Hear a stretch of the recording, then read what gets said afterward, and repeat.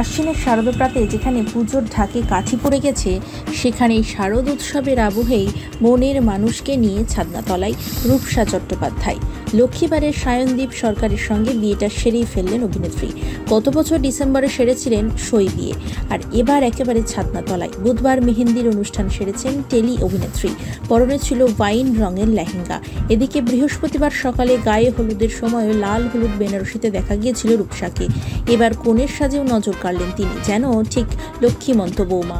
চিরাচরিত লাল নয়, পরনে মেরুন বেনারসি, সর্বাঙ্গে সোনার গয়নায় রূপসার থেকে চোখ ফেরানো যাচ্ছিল না। অন্যদিকে বর সায়নদীপ সরকারের রং মিলান্তি ধুতি বেছে নিয়েছেন। কয়েক মাস আগে সোশ্যাল মিডিয়ায় নিজের বিয়ের কার্ড শেয়ার করেছিলেন রূপসা। সেখানে তার মায়ের একটি ছবি ছিল, আর তার সঙ্গে বিয়ের আমন্ত্রণপত্র।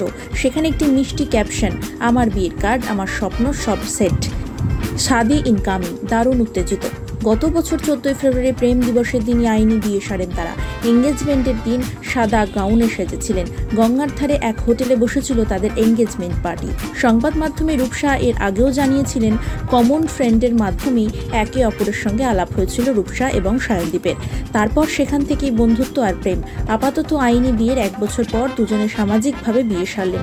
দেবীপক্ষের আবহেই সায়নদীপের ঘরণী হলেন রূপসা।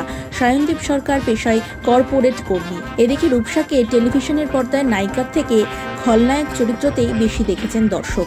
তুতে সিরিয়ালেও রূপসা নেগেটিভ চরিত্রে অভিনয় করেছিলেন।